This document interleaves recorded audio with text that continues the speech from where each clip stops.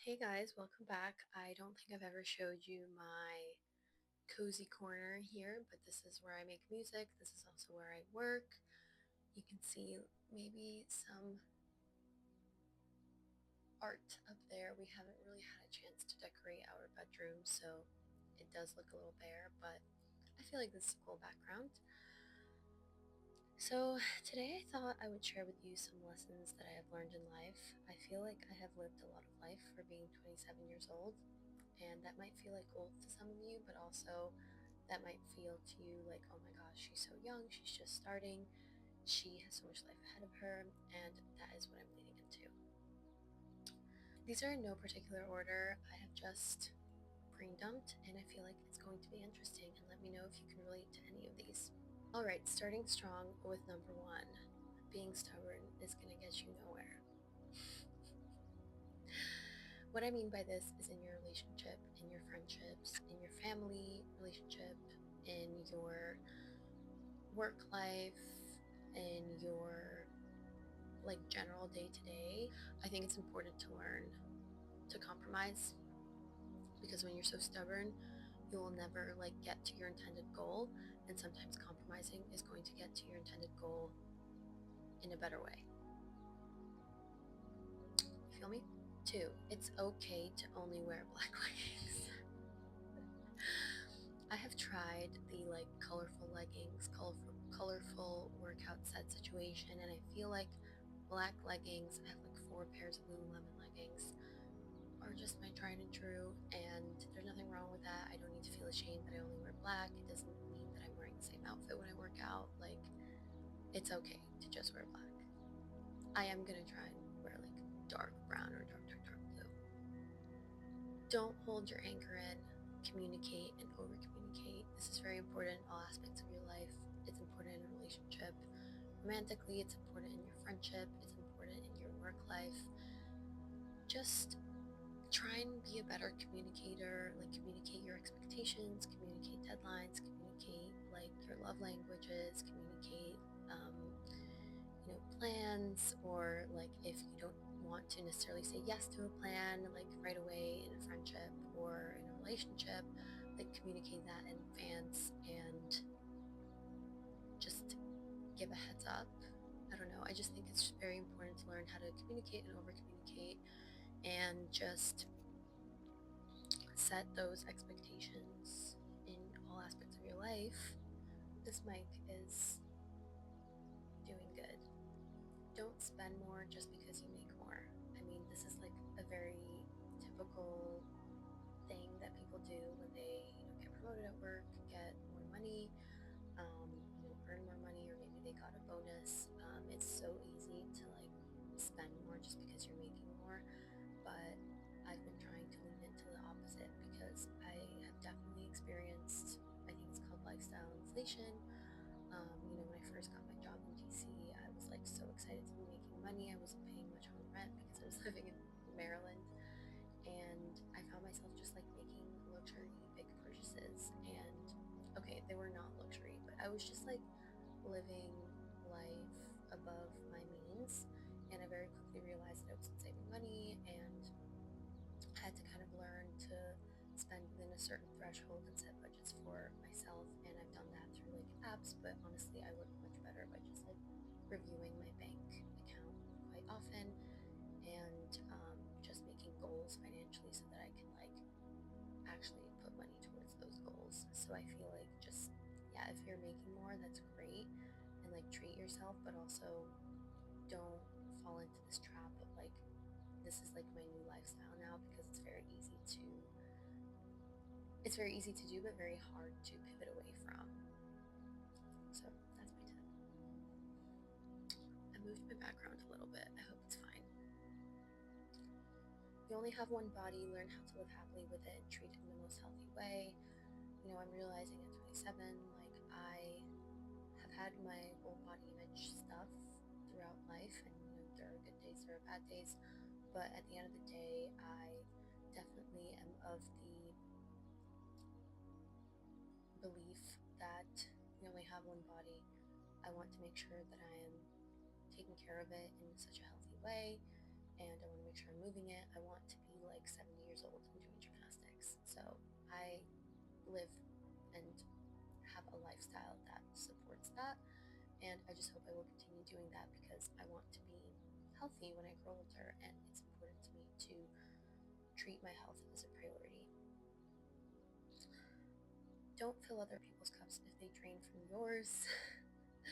It's very easy to like surround yourself with a lot of friends and to feel pressure to say yes to things, but if you're noticing that after social interactions with certain people that you're maybe feeling drained, or you like feel more tired than you did before you met them, or you don't feel inspired, or you're just feeling kind of negative, I would just like reflect and reevaluate, what does this person bring to your life? How do they impact you? And are you better off spending time in a different way without this person in your life? That sounds really harsh, but I think sometimes we don't realize like who's actually filling our cup and who's taking away from our cup, if that makes sense, draining our cup. Write down your successes. This comes in all aspects. I mean, this is one of the best ways to look back on and reflect. I think just writing down your successes in general at work, like anytime that you receive a positive comment, or maybe you got a good performance review, or maybe you just finished a big project and you received really good feedback, keep that information, keep it in like a kudos folder so you have it to refer to during like an annual evaluation, or you can speak to it in like a future interview for a future job. Also, like, take notes of what you've done for things that you're passionate about. Like, I have been really good about taking notes about things that I've been successful about in music, and that has been like to invest more into my music, to learn more production. I can now measure like the different milestones that brought me to where I am now, and it allows me to be proud of myself and to use that as, use that energy as like the motivation for like future goals that I have in this sector. Reflect periodically in every aspect of your life. I mean, this kind of goes hand in hand. Saying yes can lead to amazing things. I think it's important to say yes in a lot of aspects of your life, especially when it comes to your passion. You never know where it can lead you. You never know who you're going to meet. You never know what can come out of it. This has happened to me a lot on my music journey. I feel like I've had so much incredible opportunities just by saying yes to random things. I will never ever forget it, and I'm using this as motivation to continue to say yes to things that come up in the music industry or any sort of music networking events. And all of those things that I did in 2024 have led me to make connections with people that are going to be part of my music journey. Don't be afraid to pitch yourself and fake until you make it. I find this to be a really important skill to have in every aspect. I think like job wise, you have to be confident, you have to fake until you make it. I came into a role, a couple years ago, that's a management role, and honestly I was so nervous because I was like, why is someone trusting me to do this job? But the confidence that I earned was through like faking it, and now I'm actually really great at my job, and I really love my job. So one of those things. And then also, don't be afraid to pitch yourself in terms of your passions. It took me a long time to really say, oh, you're a music artist, so like act like one. And to pitch myself as a music artist, to work with people, and to have people believe in my ideas, in my vision, and in my sound. So I think that really goes a long way, and fake it till you make it kind of goes hand in hand with that, in my opinion. People will tell you no, it's up to you whether you accept that. So like this kind of is related to the whole stubbornness thing that I mentioned in the very first point. The worst is you will try, and they'll say no, and maybe whatever you want to get is not meant for you at that point. But also, you can change people's minds. So if you want something bad enough, fight for it. Family stuff, but it's also amazing. I will keep it brief, but just try and understand your family from just different perspectives. I think family is a very complex concept. Stay calm in tough situations and have your boundaries, but excuse yourself if you need to, if you're feeling emotional. Don't make any harsh decisions, like rash decisions. Don't insert yourself into some family dynamic situation that might have happened that like you weren't part of, nor to concern you. I think it's really easy to do that when it's like your family. It's like get all the goss and the tea, but honestly, don't even insert yourself. Like, better not to know. Honestly, the less you know, the better. The less you're inserted, the better. And as a result, hopefully you don't have to even stress about it. If it doesn't concern you, it's none of your business. I put none of my beeswax. Move your body, but don't overexert yourself. Rest is more important, aka sleep 8 hours. So this is kind of like, I want to move my body, but I also don't want to like overexert myself. So if I'm taking a workout class and maybe I didn't sleep that well the night before, I'll prioritize sleep over the workout class. So like I'd rather get 7 to 8 hours of consistent sleep than like get 4 to 5 hours and then work out and then like not be a productive person at work, or just in general like a unpleasant person to be around. Have a night routine. I find this is very important because morning routine starts the night before, and if I have a productive night routine and I take all my steps, I feel really good going to bed. That includes things as like brushing your teeth, doing your skincare. For me, it's like cleaning the kitchen, putting on the dishwasher to just make sure things are like all set. If I'm working out the next morning, I'll make sure to set out my workout clothes like in the living room so that I can put them on in the morning. Make sure my alarms are set. Make sure like I've had my tea. I like to have my tea before bed. The one thing I am really working on is like trying to not be on my phone right before bed, because I find myself scrolling. And even though I do fall asleep quite easily, I do feel like it's just not productive, and it adds to that like reactivity emotion in our bodies. And honestly, it kind of ties into this whole health aspect. I don't really want to be scrolling on my phone right before I go to bed, so I'm working on it. Drink a lot of water, your skin will glow. Take your vitamins. I mean, that speaks for itself. I feel like we're all really bad at drinking water, not to generalize it, but I'm trying to be better at drinking water. In fact, I'm just kidding, I drank it all.